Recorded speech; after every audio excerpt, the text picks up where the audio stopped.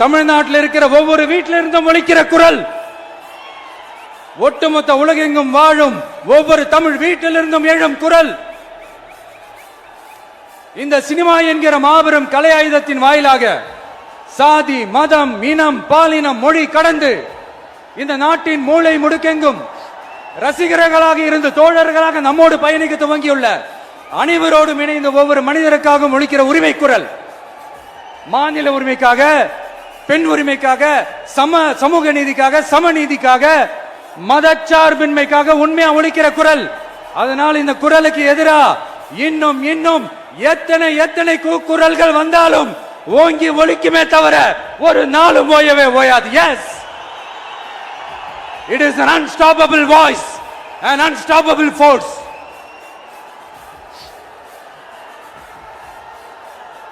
நம்ம அரசியலுக்கு வர்றதுக்கு முன்னாடி அட இவரெல்லாம் வரமாட்டாரியா, அவரே வரல, இவரே வரல, இவருங்க வர போறாரு அப்படின்ட்டு நிறைய பேர் ஜோஷியம் சொன்னாங்க. அப்புறம் நம்ம கட்சியினுடைய பேர் அறிவிச்சதுக்கு அப்புறம் பேரு தானே அறிவிச்சிருக்கிறாரு, மக்கள் கிட்ட பேர் வாங்கணும்ல, அதெல்லாம் முடியாதுன்னாங்க. அப்புறம் ரொம்ப முக்கியமா மாநாடுலாம் எவ்வளவு பெரிய விஷயம், அதெல்லாம் இவர் ஒத்தால எப்படி பண்ண முடியும், சும்மா பக்கத்தில் புசியானதை வச்சுக்கிட்டு மாநாடுல எப்படி நடத்தி காட்ட முடியும், அதெல்லாம் அவங்களால முடியாது. அப்புறம் மழை பெஞ்சு எல்லாத்தையும் கெடுத்துரும். ஏன் என் கூட இருக்கிறவங்களே கூட தான் சொன்னாங்க. அதுக்கப்புறம் என்ன நடந்துச்சுன்னு உங்க எல்லாருக்குமே தெரியும். இப்ப புதுசா ஒண்ணு சொல்ல ஆரம்பிச்சிருக்கிறாங்க. அது என்னடானா, ஆட்சியை பிடிக்கிறதெல்லாம் அவ்வளவு ஈஸி இல்லை இல்லையா.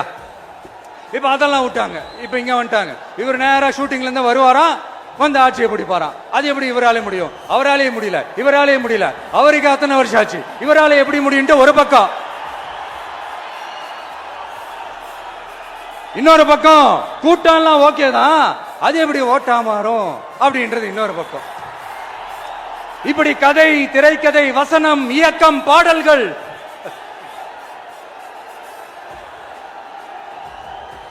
அதனால இந்த அரசியல் ஆய்வாளர்களுக்கு நான் சொல்றதெல்லாம் ஒன்னேதான், நல்லா கேட்டுக்கங்க. இந்த விஜய் ஏதோ இந்த பல லட்சம் பேர் கூடுற கூட்டத்தில் மட்டுமே இருக்கிறாரு அப்படின்னு மட்டும் தப்பு கணக்கு போட்டாதீங்க. ஏன்னா நம்மளுடைய இந்த கூட்டம் வெறும் ஓட்டா மட்டும் இல்லைங்க, வரப்போற தேர்தலில் மக்கள் விரோத ஆட்சியாளர்களுக்கு நாம வைக்க போற வேட்டா, நம்மளை கோட்டைக்கு அனுப்ப போற ரூட்டா இருக்க போதுன்னு சீக்கிரமாவே தெரிஞ்சுப்பீங்க. ஏன்னா கோடிக்கணக்கானவங்களோட ஹார்ட்லயும் வீட்லயும் ஏற்கனவே ஆல்ரெடி உயிரா, உணர்வா, உறவா இருக்கிறோம். நம்மளுடைய கனெக்ட் எல்லாம் வெறும் மக்களோட மட்டும்தான். நாம யாருன்னு அவங்களுக்கு தெரியும், அவங்க யாருன்னு நமக்கு தெரியும். நாமளும் நம்ம மக்களும் எப்படி இருக்கிறோம்னு எதிரிகளுக்கு நல்லாவே தெரியும்.